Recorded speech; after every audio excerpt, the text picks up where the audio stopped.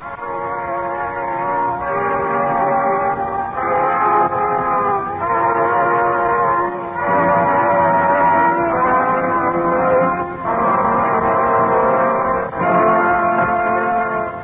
now present George Edwards in Frankenstein.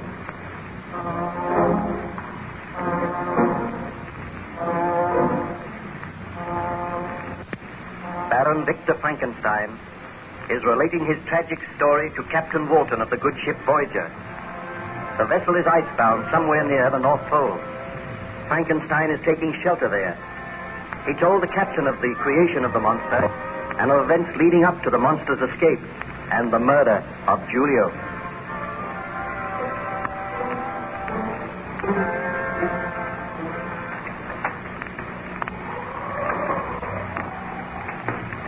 You look much better this morning, Baron Frankenstein. I trust you had a good night's sleep. I feel better, thank you, Captain. Tell me, what happened after you discovered the body of your servant Julio? I recall it quite clearly. My friend Ernst Clerval and myself were in the laboratory. We found that the door of the monster's room had been burst open, and there was the broken body of Julio lying upon the floor. We bent over the body and then Clerval. Do you realize, Victor, that you have unleashed a monster upon the world, a killer? Anybody's life may be in danger. We must make a search immediately. I will organize a search party. All the peasants on the estate can join in the search. I now realize the enormity of my crime. I will aid you, but I do not know what Elizabeth will say when she learns of this. What are the authorities going to say? How am I going to explain the broken body of Julio? You will have to tell the truth to the police. But they will not believe me. They think I am mad. Oh, you are mad to attempt this experiment. I am only sorry that it has succeeded. Elizabeth will be appalled when she hears this news. I will search for the monster, I promise you. But I do not think there is anything further to fear, Ernst. The monster will perish. I wish that this were only a dream, some horrible nightmare, and I could awaken to find it was not true.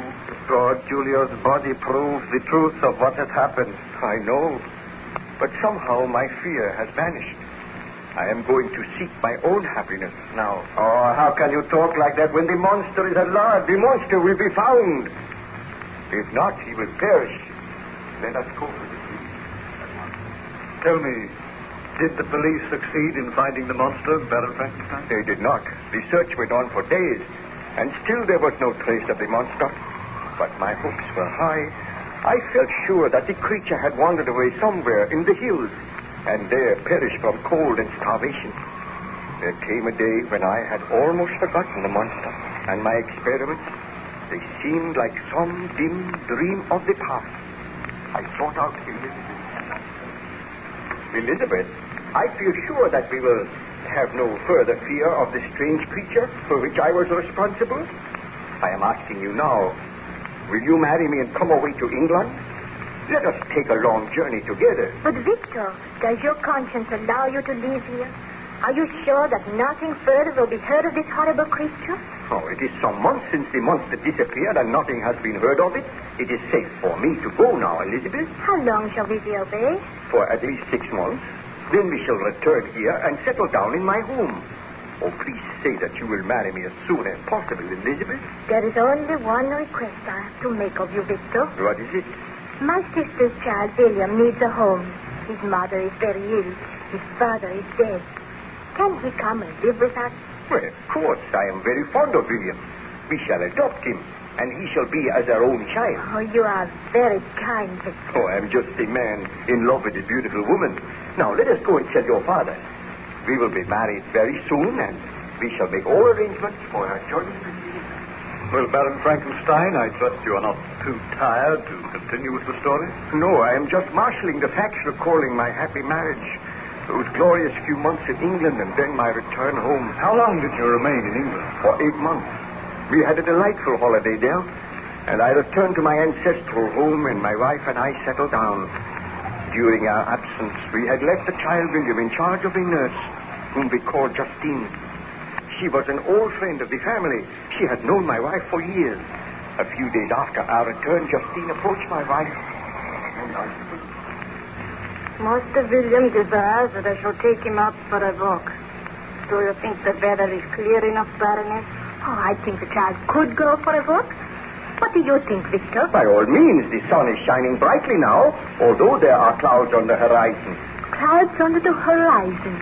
Thick, black clouds. I fear there may be a storm. Just such a storm as one... Please, Victor. We agreed never to talk of that. Well, may I take the child for a walk? Yes. Just a short walk down to the lake, Justine. Tell me, Justine, do you like the child? Do you think that young Master William shows promise? He is rather a David child, with a very strong will of his own. But I am fairly strict with him. Oh, you must not be too strict with him. Remember, we were all young once. I will remember that, Baroness. All right. Take him out now. But do not take him any further down the lake. If there are any signs of an approaching storm, bring William home at once. I will, madame.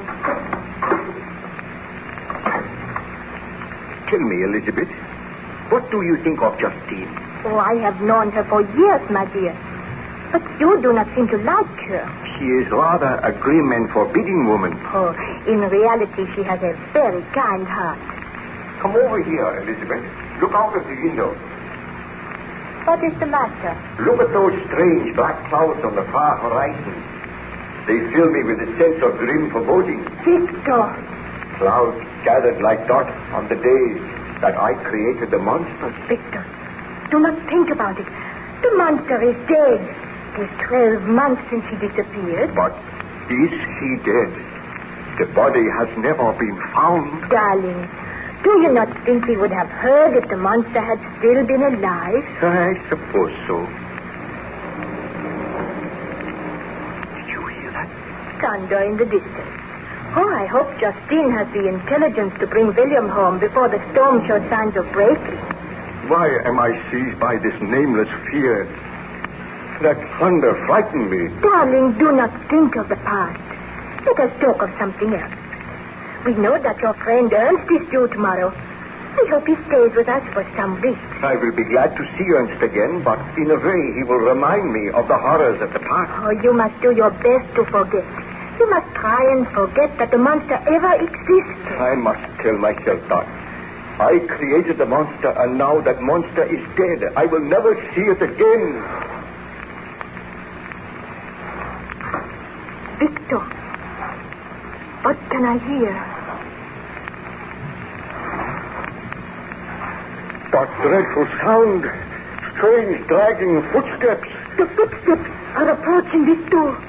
Oh, Victor, I am frightened. The footsteps have stopped. Victor, what can it mean? Look, Elizabeth.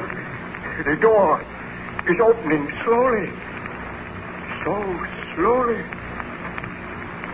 Frankenstein, my master. We meet again. The monster. This cannot be. I told myself that the monster no longer existed. It is many months since we have met, my master.